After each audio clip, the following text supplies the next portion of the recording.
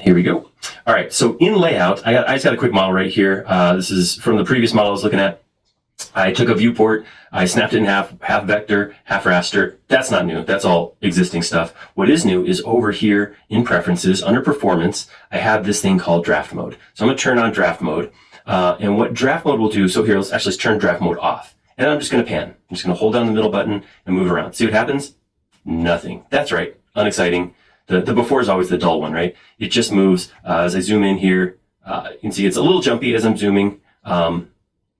So this is a simpler model. As you get more and more complex models with more and more lines, I can definitely see some stutter with things like zooming or panning. But if I enable draft mode, so right now we're just going to turn on pan and zoom only as opposed to always on. We'll see why in a second. I'm just turning it on. I'm not turning any of the options on below, but watch what happens when I zoom. Whoa, did you see that? Look at my vector side. Just zooming in and out drops everything down to the basic line width, right? I don't get any of that depth. I don't get any multiple line widths that I have set up, which just saves some of the demand as it redraws the screen each time. So every time, if you're not aware of this, every time I move something on the screen, layout has to go and redraw it. And that's what causes layout to slow down, is there's too much redrawing and it takes a while. So it'll get hung up.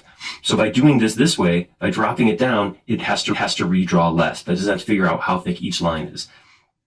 That's without the options on. The other option I have here is disable raster rendered objects. So this means as I pan and zoom, raster stuff disappears. It just goes away.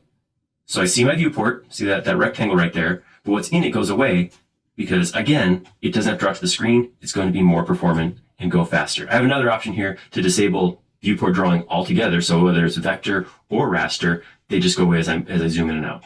So this is extreme, but if you have a really, really big model, if you're into it and you have a lot going on and you're seeing it's hard to move through the model, you can try flipping this on and turning these on and off. You don't even have to have this on. You can turn draft mode off all you want, and then this is just going to stay, right? So as I come in here, select a viewport, move it around, like it's going to stay the way it was.